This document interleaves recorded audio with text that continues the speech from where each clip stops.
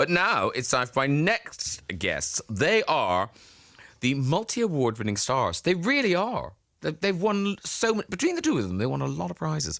It's a new play called Heisenberg, The Uncertainty Principle, which is now playing in London. It is a very warm welcome back to the show to Anne-Marie Duff and Kenneth Cranham. Hello. Hello. See, we can hear you now, Anne-Marie. Yes. Anne was questioning whether she needed to speak into the microphone. Yes, you do. Have you not done radio plays?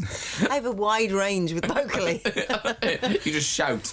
Yeah. Stand in the corner and shout. Now, it says here it's a UK premiere of Simon Stevens' Heisenberg, The Uncertainty Principle at the Wyndham Theatre. But is it, in fact, a world premiere? No, there was a production in New York. Oh, how weird. Yeah. Oh, because it's all set... Is it set here? It's set in London, but one character is American and one character is a Londoner. Ooh. I'm saying Kenneth's the American. No. Oh, curse ye gods. How dare you not trust my dialect capabilities?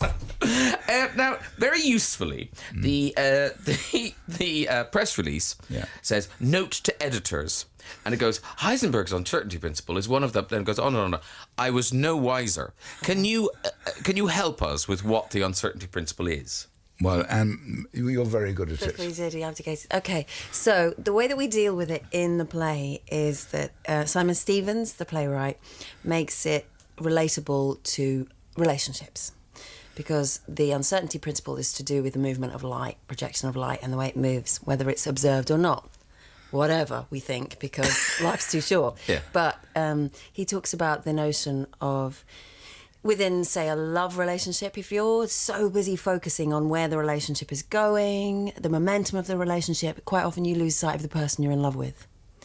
And conversely, if you're focused dreadfully, obsessively on the person you're in love with, you quite often lose track of what's happening to the relationship. So in that way, you say, OK, I get it. I do get it. Yeah.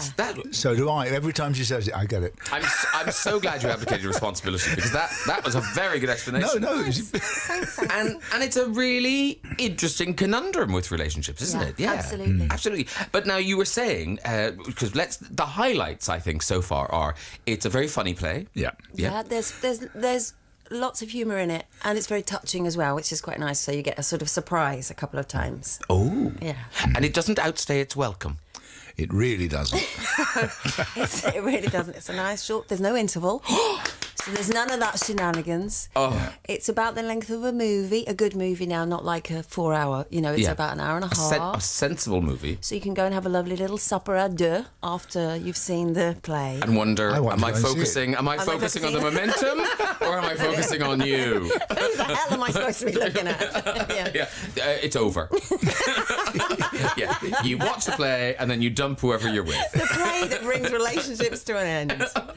Never. So tell us about the how this manifests itself in the play. It starts in a train station. Yeah. Yes, he's sitting in a station. It's something he does. He likes to sit and think about things, and then she appears. That's what happens. Ooh. It's a chance encounter, and so it's a sort of unconventional love affair between a woman in her 40s, obviously played by Ken, and a man in his 70s, played by me. No. It's about what love really means, I guess, and they come together, and they're both kind of lonely people, and how easy it is to become a lonely person in a big city like London, and how much we actually just really need to connect with each other.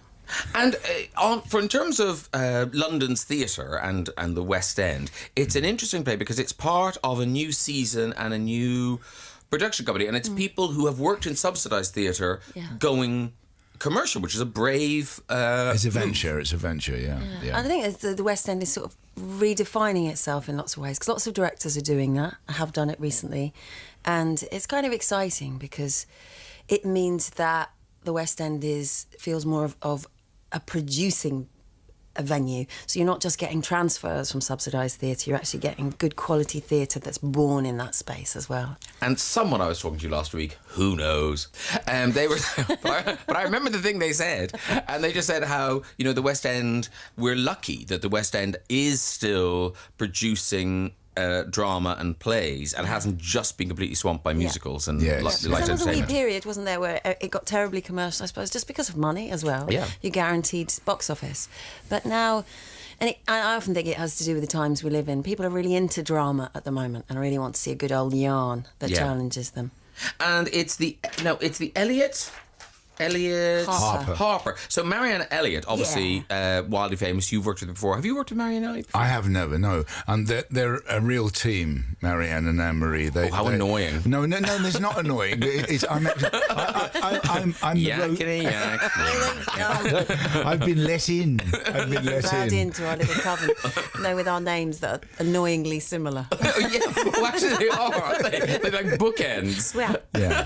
But 10 years ago they did St. Joan, and it really made its mark. I spoke to some students about this play 2 days ago, and the guy in charge said that he saw this St. Joan, and he said usually St. Joan makes him look at his watch a lot, but this one was fantastic.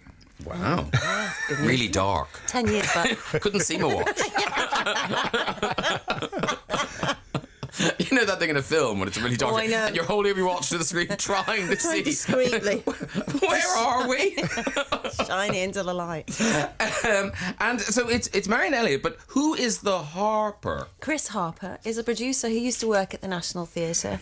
He worked predominantly on the touring productions, and the two of them worked on Curious Incident when it came into the West End and Warhorse when it came into the West End. So they have this amazing relationship, and so they decided to go for it. Yeah, and this is the first one, but there's a bunch. I know they're doing... Doing Company. They're doing Company, Yeah. which I stupidly thought was starting sort of now, and then I realised, oh no, that's 2018. No, it's ages ago, Yeah. sadly. And this is at the Wyndham's Theatre from the 3rd of October, so it's opened. Oh no! Yeah. Yes. Oh, you've had your press night and everything. Yeah, yes. everything's Oh, it's all plain sailing now. Yeah. Now it's a laugh. But you're going all the way to the 6th of January. Yes. Ooh, that's a quiet Christmas. It's a short play, we'll be fine. Yeah, put the turkey on, come in, do the play, and you go home. The spuds will be done.